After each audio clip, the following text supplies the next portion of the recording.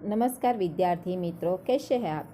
आज हम फिर विषय हिंदी कक्षा 8 इकाई 5 सवाल बाल मन के जवाब डॉक्टर कलाम के। तो इस इकाई में हम भारत के भूतपूर्व राष्ट्रपति डॉक्टर अब्दुल कलाम के बारे में पढ़ेंगे। डॉक्टर अब्दुल कलाम का पूरा नाम था डॉक्टर अबुल पाकीर जैनुलाब्दीन अब्दुल कलाम था। भारत के आधुनिक निर्माण तथा प्रक्षेपण में उनका बड़ा योगदान रहा है। डॉक्टर कलाम बहुत ही सरल स्वभाव के व्यक्ति थे और उन्हें बच्चों से बहुत बड़ा लगाव था। इस पाठ में बच्चों ने उनसे विविध प्रश्न पूछे और डॉक्टर कलाम ने उनके उत्तर दिए हैं। तो हम अब उनके बारे में पूरी जानकारी प्राप्त करेंगे। डॉक्टर कलाम का जन्म 15 अक्टूबर 1931 में रामेश्वर में एक मुस्लिम परिवार में हुआ था। रामेश्वर में जिला रामनाथपुरम, जो ब्रिटिश राज के नाम से जाना जाता था। ब्रिटिश राज मतलब अंग्रेजों के समय में वो ब्रिटिश राज के नाम से जाना जाता था। हाल में तमिलनाडु के नाम से जाना जाता है। उनके पिता का नाम जैनुलाब्दीन था। वे रामेश्वर की मस्जिद में इमाम पढ़ते थे और कश्ती के मालिक थे। कश्ती मतलब नाव। वे तमिलनाडु के दरिया किनारे में मछुआरे का काम करते थे और किराए पर नाव को देते थे। तो लोगों को इस पार से उस पार ले जाने का काम किराए पे वो नाव को देते थे। उनकी माता का नाम आशियम्मा था। उनके 5 भाई बहनें थे। दरिया में पुल बन जाने से अब उनके पिता का नाव का धंधा बंद हो गया था और उनकी आर्थिक स्थिति धीरे धीरे बिगड़ने लगी थी। तब अब्दुल कलाम अखबार डालने जाते थे और अपने पिता को मदद करते थे। उनकी शिक्षा रामेश्वर में हुई थी। आगे की शिक्षा सेंट जेवियर कॉलेज में ली थी। तब हम आगे सुने उनका व्यवसाय। तो उनका व्यवसाय क्या था? तो वे प्रोफेसर थे, लेखक, वैज्ञानिक और एरोस्पेस इंजीनियर थे। उनका उपनाम मिसाइल मैन के नाम से जाने जाता था। उनको उपनाम क्या था? Missile man. तो मित्रों, उनको मिसाइल मैन क्यों कहा जाता था? तो वो बैलिस्टिक संस्था और मिसाइल प्रशिक्षण के विकास कार्य भी उन्होंने संभाले थे, इसलिए उन्हें इस नाम से जाना जाता है। उन्होंने अग्नि मिसाइल और पृथ्वी मिसाइल बनाई थी। वे भारत के 11वें राष्ट्रपति के रूप में रह चुके थे। तो मित्रों, भारत में 1974 में पहला परमाणु मिसाइल परीक्षण हुआ था और उसके बाद दूसरा परमाणु परीक्षण पोखरण में हुआ था। तो इसमें अब्दुल कलाम ने कामगिरी की थी। पर पोखरण राजस्थान में आया हुआ है, वहाँ परमाणु और सब परीक्षण होता था। तो मित्रों, अब्दुल कलाम को राष्ट्रीय पुरस्कार भी मिले थे। पुरस्कार एवं सम्मान के बारे में हम बात करें तो उन्हें पुरस्कार नंबर 1 उनके 19वें जन्मदिन को संयुक्त राष्ट्र द्वारा विश्व विद्यार्थी दिवस के रूप में मनाया गया था। मित्रों, उनका 19वां जन्मदिन था, तब संयुक्त राष्ट्र ने उनको सम्मान दिया था। भारत सरकार द्वारा भी उन्हें पुरस्कृत किया गया था। तो 1981 में पद्म भूषण, 1990 में पद्म विभूषण और 1997 में भारत का सर्वोच्च नागरिक सम्मान, जिसे कहते हैं, जिसका नाम है भारत रत्न, प्रदान किया गया है। सर्वोच्च नागरिक सम्मान मतलब भारत रत्न। तो भारत सरकार ने उनको ये प्रदान किया था।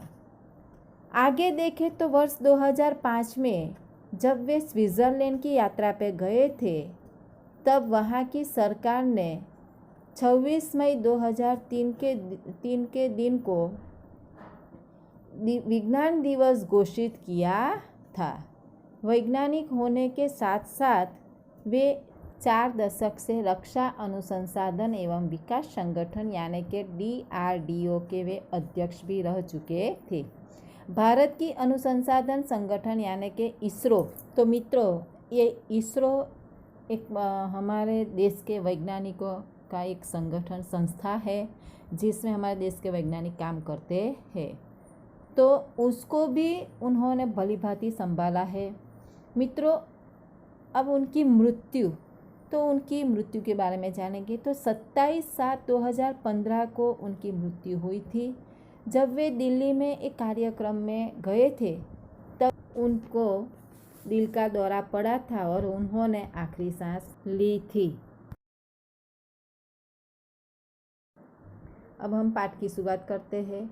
प्रश्नकर्ता, तो प्रश्न करने वाला है लड़का जो तो R अरविंद, कक्षा 3 सेंट मेडल स्कूल चेन्नई से था। वो प्रश्न करता है अब्दुल कलाम को, क्या आप अपने बचपन की कोई यादगार घटना हमें सुना सकते हैं?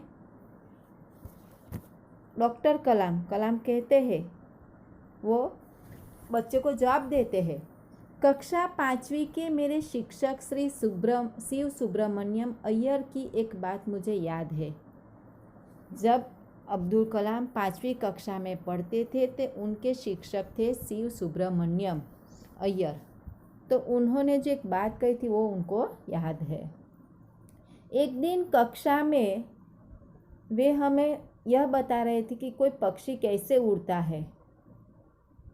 उन्होंने हमें रामेश्वर के समुद्र तट पर ले जाकर इसका जीवंत उदाहरण दिया था। पक्षी को उड़ने का उदाहरण, जीवंत यानी जीता जागता उदाहरण उन्होंने दिखाया था। वह ऐसी यादगार घटना थी जो मेरे मन मस्तिष्क में हमेशा के लिए बैठ गई।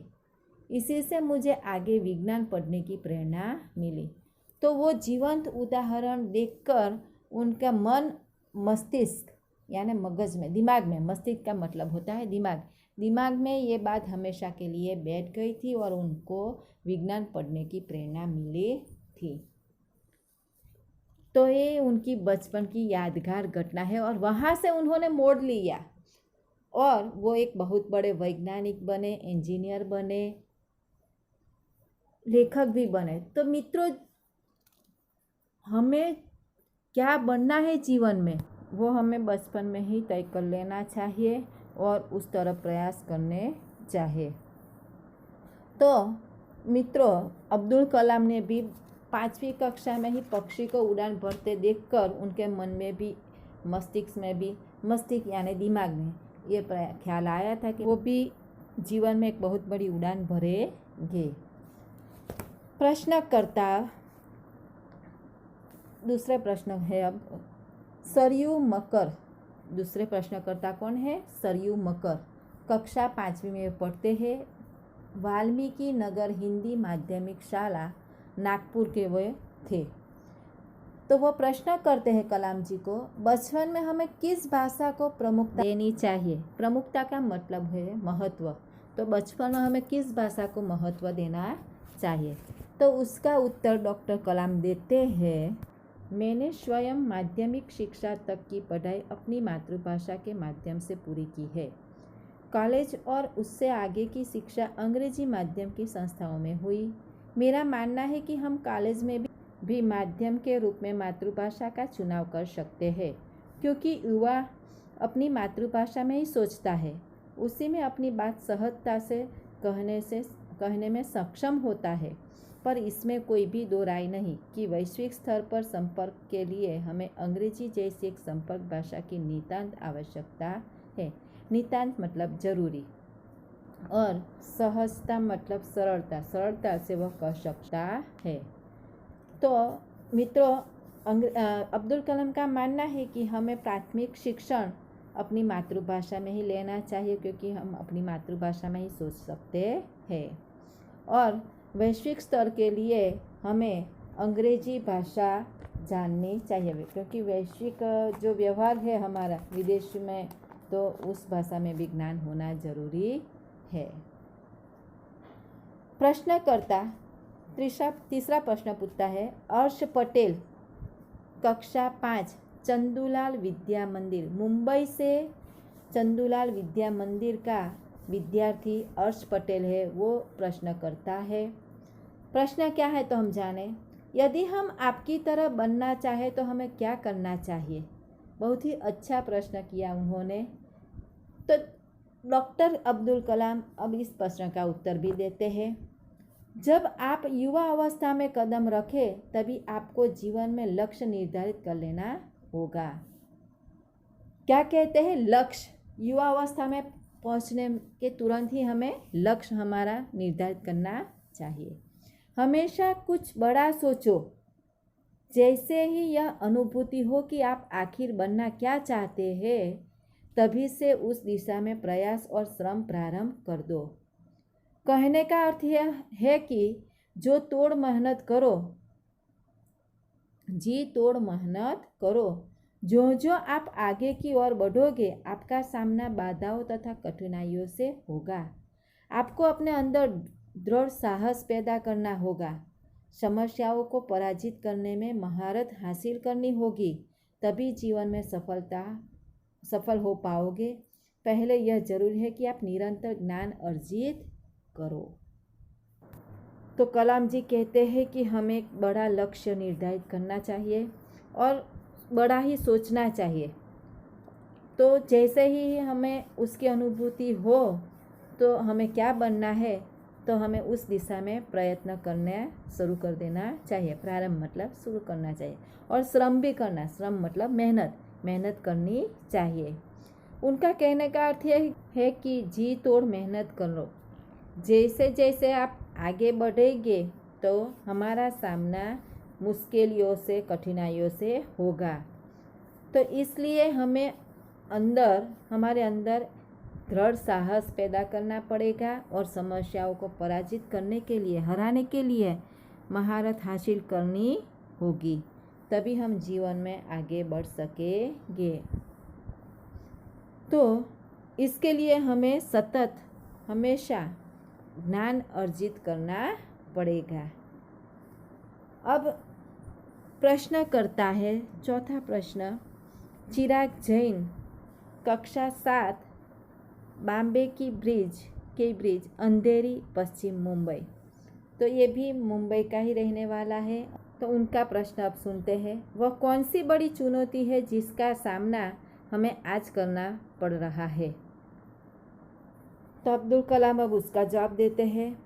भारत को सन 2020 तक एक विकसित राष्ट्र के रूप में परिवर्तित करना और देश के 1 अरब से अधिक नागरिकों के चेहरों पर मुस्कान देखना, यही राष्ट्र के सक्षम सबसे बड़ी चुनौती है। तो भारत के सामने सबसे बड़ी चुनौती का मतलब है ललकार। तो 2020 तक देश को एक विकसित राष्ट्र बनाकर अपने 1 अरब से अधिक नागरिकों को सुखी बनाने का काम हमारे सामने सबसे बड़ी चुनौती है। और वे मानते हैं कि हमारे देश में पर्याप्त युवा शक्ति और पर्याप्त मात्रा में संसाधन होने से हम चुनौती का सामना करना कठिन नहीं है और हम सामना कर सकेंगे और हमारे देश में से गरीबी को हटा सकेंगे। बढ़ती जनसंख्या पर काबू और बेरोजगारी निवारण, ये भी एक सबसे बड़ी चुनौती है। तो डॉक्टर कलाम के अनुसार स्त्री शिक्षा का विस्तार, छोटा परिवार सुखी परिवार की मान्यता और ग्रामीण क्षेत्रों में उद्योग धंधा की स्थापना से जनसंख्या पर काबू पा जा सकेगा और बेरोजगारी भी दूर हो सकेगी। तो मित्रों, अब अगला प्रश्न करता हर्ष चांडक कक्षा 7 डॉक्टर एस राधाकृष्णन विद्यालय मलाड मुंबई का है वो। तो वो प्रश्न पूछता है कि आपकी दृष्टि में साहस की परिभाषा क्या है। तो कलाम जी जवाब देते हैं, अपनी जान की परवाह किए बिना दूसरों को संकट या आपदा से बचाना ही साहस है। साहस यानी मतलब बड़े बड़े खतरों से खेलना।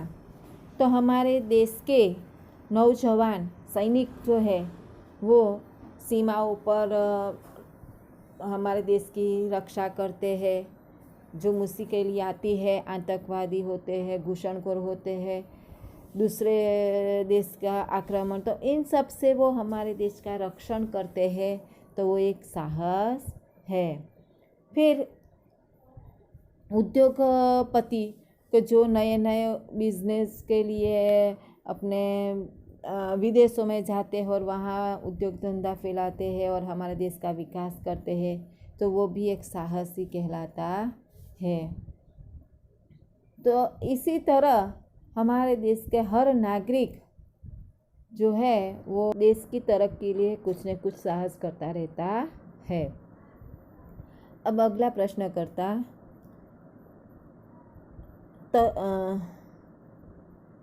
तरुण पटेल, कक्षा 8, स्वामीनारायण इंडिपेंडेंट स्कूल, लंदन। हम प्रवासी भारतीय मातृभूमि के प्रति गर्व की भावना कैसे विकसित करें? तो डॉक्टर कलाम कहते हैं, भारतीय मूल का कोई भी व्यक्ति एक बृहद भारतीय परिवार का अंग है और उसे हमारे देश की सांस्कृतिक विरासत पर गर्व है। सौभाग्य से आप लोग ऐसी स्थिति में हैं कि आपकी मातृभूमि से अच्छी तरह से जुड़े हुए हैं और यही आपके लिए गौरव की बात है। तो कलाम जी कहते हैं कि बृहद भारतीय मतलब हमारा भारतीय परिवार बहुत बड़ा है और हमारे देश की संस्कृति ही हमें विरासत में मिली है। विरासत मतलब वारसे में मिली है, तो हमें इस पर गर्व है। सौभाग्य मतलब अच्छा भाग्य हमारा है कि आप लोग अपनी मातृभूमि से अच्छी तरह से जुड़े हुए हैं।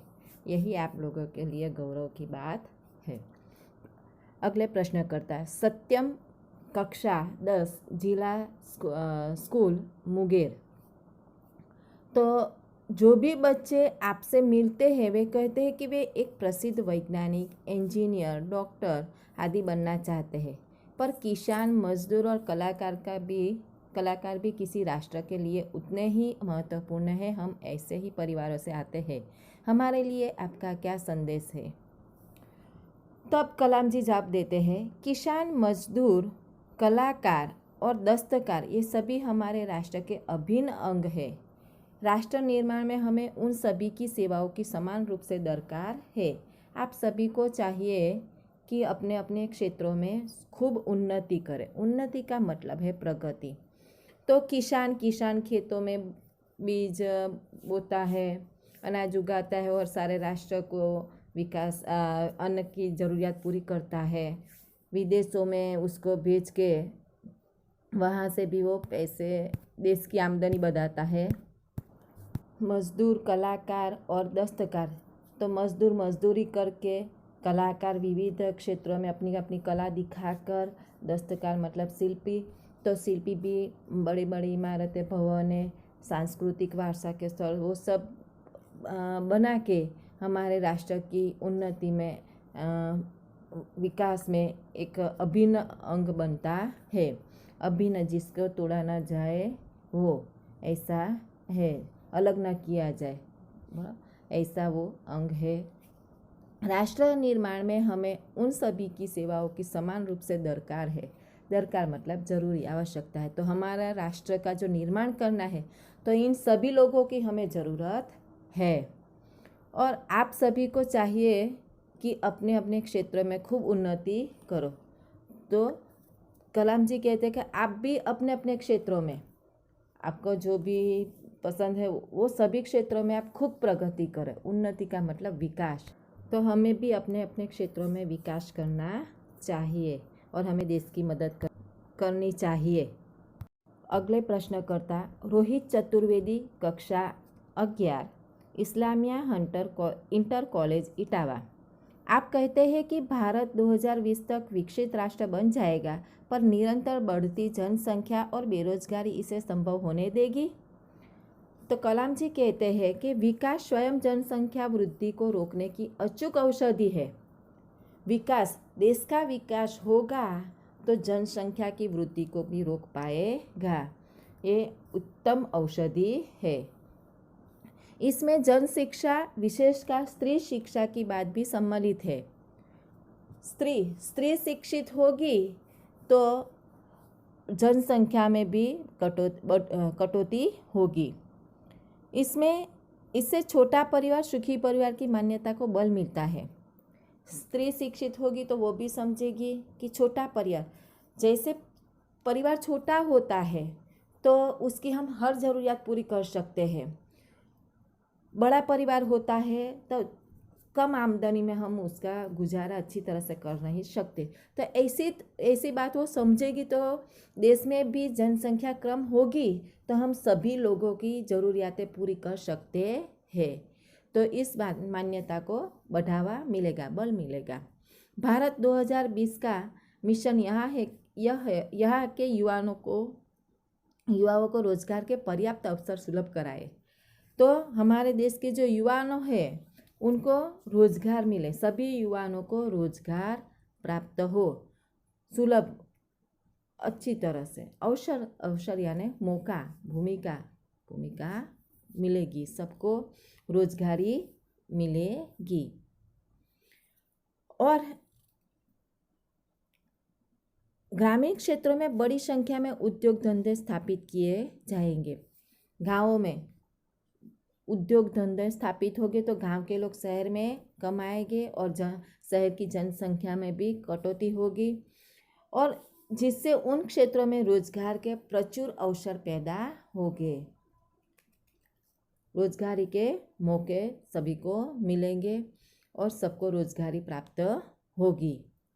प्रश्नकर्ता अर्श मेहता, कक्षा 12, तेजस हाई स्कूल, बड़ौदा मतलब वडोदरा। आपको ऐसा क्यों लगता है कि 2020 तक भारत विकसित राष्ट्र बन जाएगा?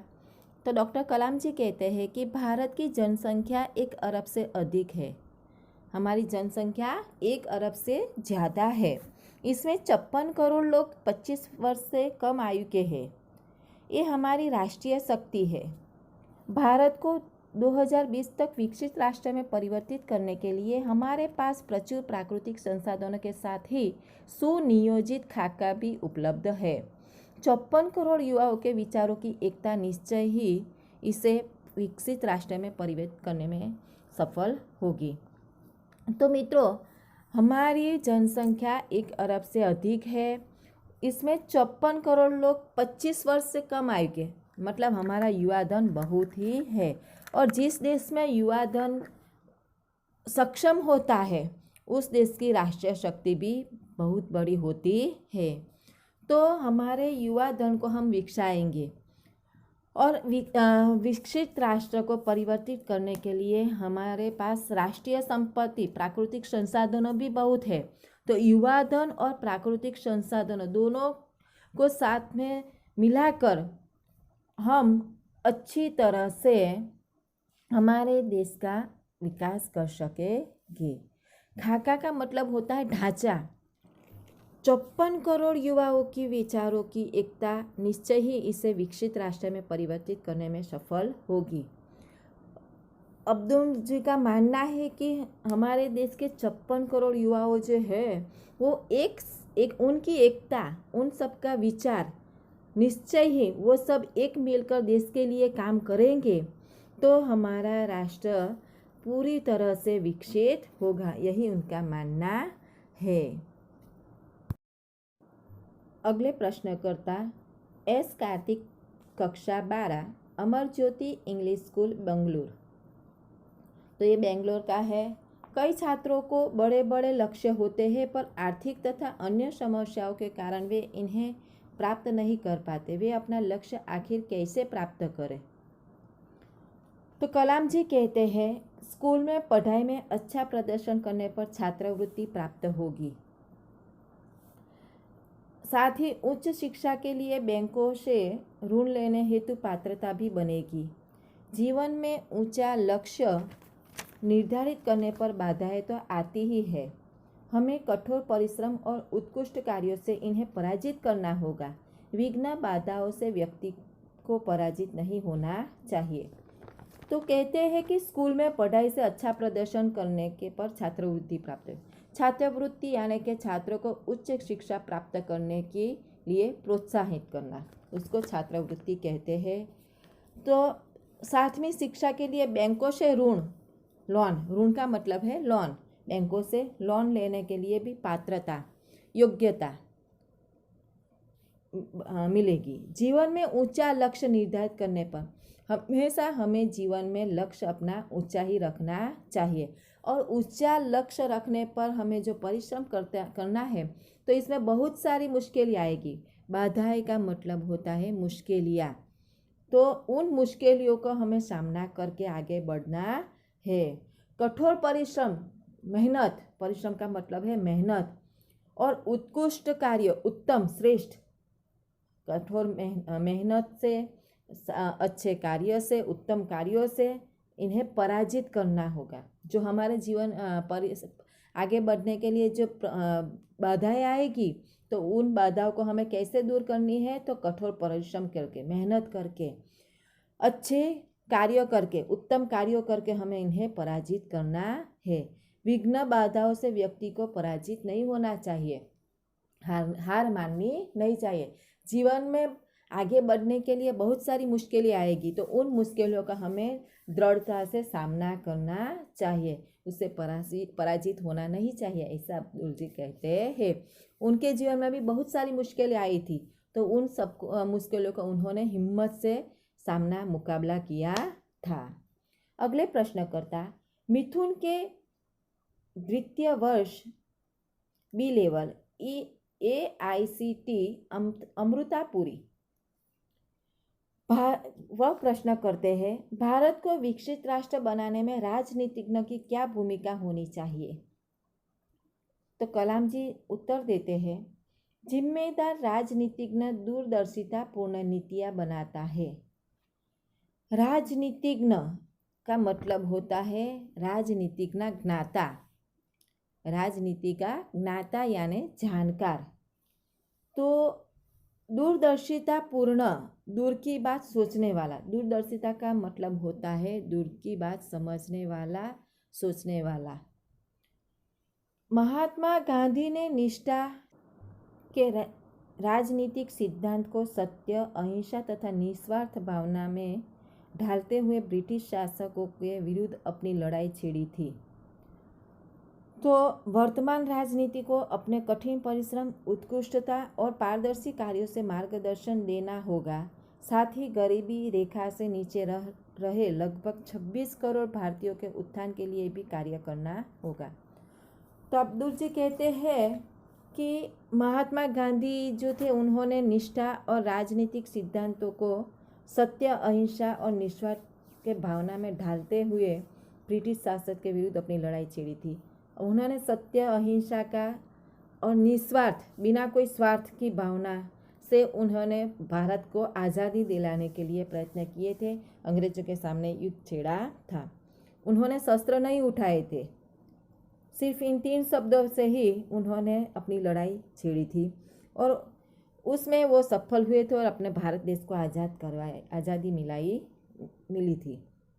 तो वर्तमान राजनीति मतलब अभी हाल में जो राजनीति है उसमें भी कठिन परिश्रम, बहुत मेहनत करनी पड़ेगी, उत्कृष्टता यानी उत्तम और पारदर्शी कार्य, पारदर्शी मतलब आर पार, पारदर्शक का मतलब क्या होता है, आर पार, तो बहुत ही दूर तक देखने वाला, ऐसी पारदर्शी कार्यों से वो मार्गदर्शन देना होगा। जनता को एकदम दूर अच्छी तरह से समझाना होगा उनके कार्यों में। सरकार जो राजनीति में जो कार्य करती है उन कार्यों को जनता को अच्छी तरह से समझाना होगा, पारदर्शिता लानी होगी। साथ ही गरीबी रेखा से नीचे रह रहे लगभग 26 करोड़, गरीबी रेखा का मतलब होता है कि आमदनी, आय के उस स्तर को कहते हैं कि जिससे कम आमदनी होने पे इंसान अपनी आर्थिक ज़रूरियातों को पूरा करने में असमर्थ होता है।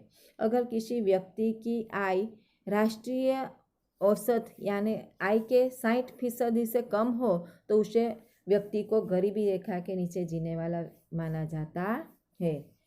तो उनकी आमदनी बढ़ानी होगी, बराबर, और इसके लिए सरकार वर्तमान सरकार को कार्य करने होंगे। हमारे देश में गरीबी रेखा में जीने वाले लोगों की संख्या बहुत ही है। 26 करोड़ भारतीय जो है वो गरीबी रेखा के नीचे जीते हैं। तो उनकी उन्नति हो ऐसा सरकार को सोचना चाहिए। अगले प्रश्नकर्ता सी नंदिता सुबी, तृतीय वर्ष MGR इंस्टीट्यूट चेन्नई की है ये। उनका प्रश्न है, रक्षा की दृष्टि से विजन 2020 का लक्ष्य पाने में महिलाओं की क्या भूमिका हो सकती है। तब कलाम जी कहते हैं, विजन 2020 में रक्षा अनुप्रयोग के क्षेत्र की महत्वपूर्ण प्रौद्योगिकियों के विकास पर विचार किया गया है। राष्ट्रीय सुरक्षा की बात भी विजन 2020 का एक अभिन्न अंग है। तो विजन का मतलब होता है योजना। अनुप्रयोग का अर्थ होता है सिद्धांत या व्यवहार में प्रयोग। तो हमारा जो विजन योजना जो है, हमारा मिशन जो है वो रक्षा की बाबत में है। तो हमारे देश की रक्षा सुरक्षा का प्रौद्योगिकी कार्य मतलब है विज्ञान उद्योगों में, उसके पर विचार करना है। सुरक्षा के बारे में विज्ञान के नए नए आविष्कारों को हम बढ़ावा देंगे और उस पर हमें विचार करना है। राष्ट्रीय सुरक्षा की बात भी विजन 2020 का एक अभिन्न अंग है। तो देश की सुरक्षा भी बहुत ज़रूरी होती है।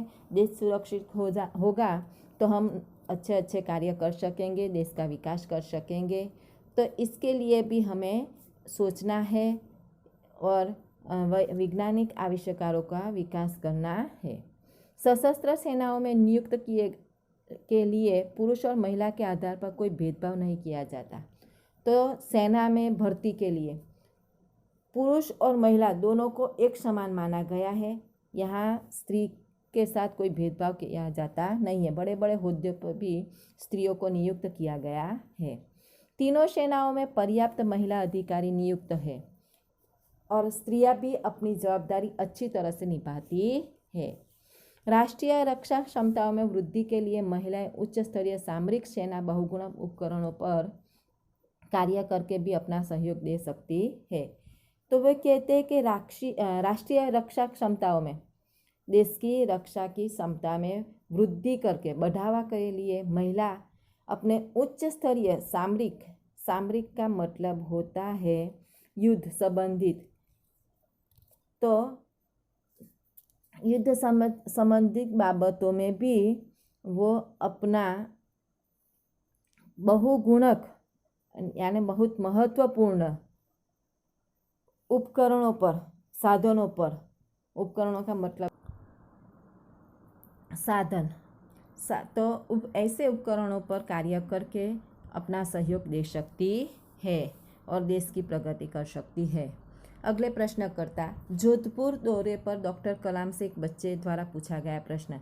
जब अब्दुल कलाम जोधपुर राजस्थान में आया हुआ जोधपुर वहाँ गए थे तब एक बच्चे ने उनसे प्रश्न पूछा था। तो वह प्रश्न क्या है हम जानें। तो क्या हम अति विशिष्ट व्यक्तियों के दौरे पर हो रहे अनावश्यक खर्चे कम नहीं कर सकते। बच्चे ने बहुत अच्छा प्रश्न किया है। जब बड़ी बड़ी हस्तियाँ आती है, विशिष्ट व्यक्ति आती है, कहीं कोई भी स्थान पे जाती है दौरे पे, तो उनके पीछे करोड़ों रुपयों का खर्च, लाखों रुपयों का खर्च होता है। तो इस बारे में बच्चा कहता है कि हम खर्च कम नहीं कर सकते। तो डॉक्टर कलाम जी कहते हैं उसे, तुमने इस मंच पर एक बड़ी सी कुर्सी देखी होगी। वो जो मंच पे खड़े थे वहाँ पे उस बच्चे ने बड़ी कुर्सी देखी। वह कुर्सी अब यहाँ पर नहीं है। ठीक है, ऐसे ही अनुत्पादक चीज़ों पर हो रहे अनावश्यक खर्च भविष्य में नहीं होंगे। तो उन्होंने यह योजना भी बनाई थी कि जो अनावश्यक, जिसकी ज़रूरत नहीं है, उत्पादक भी नहीं होता जिनका, बराबर, वो सब खर्च भविष्य में होंगे नहीं। इन सब के बारे में भी उन्होंने सोचा है और योजना की है। तो इस तरह बच्चों ने ऐसे प्रश्न, बहुत अच्छे प्रश्न पूछे और अब्दुल कलाम ने भी अच्छे से जवाब दिए। और हमारे देश की एक बहुत बड़ी हस्ती जो आज हमारे बीच में नहीं है, जिन्होंने हमारे देश के विकास में बहुत बड़ा योगदान दिया था। अस्तु।